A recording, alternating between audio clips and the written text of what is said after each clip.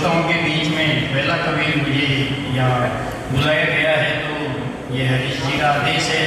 और इस कवि सम्मेलन को थोड़ा प्रारंभ में ही अच्छा आपको आनंद मिल जाए, मैं कोशिश करूँगा कि ये कवि सम्मेलन प्रारंभ में ही कवि सम्मेलन के रूप में आ जाए।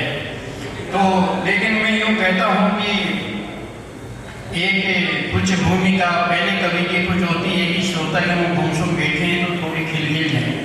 तो मेरा निवेदन ये है कि एक ट्रक ड्राइवर था, तो हाईवे पे क्या होते हैं, ट्रक ड्राइवर चाय पीने बैठ जाते हैं, उनके साथ एक पत्रकार भी आगे बैठ गया। तो उसने अपने ट्रक के पीछे लिखा रखा था कि शहीदों को सलाम।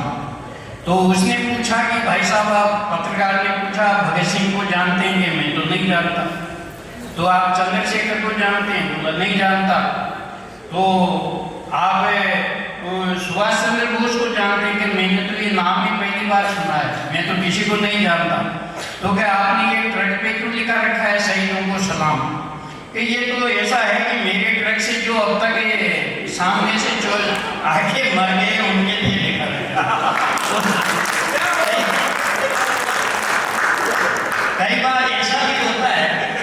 और मैं आपको ये कहूँ कि जैसे हमारे महबूब जी भी टीचर हैं, ममता जी भी अध्यापक ही हैं, तो अध्यापक और स्कूल में भी कई बार उल्टे सीधे काम होते हैं।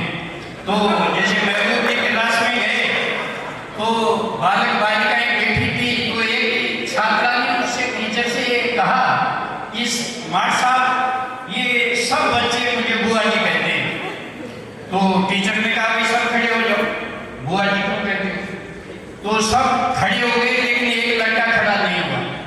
तो उससे पूछा कि तू खड़ा क्यों नहीं हुआ?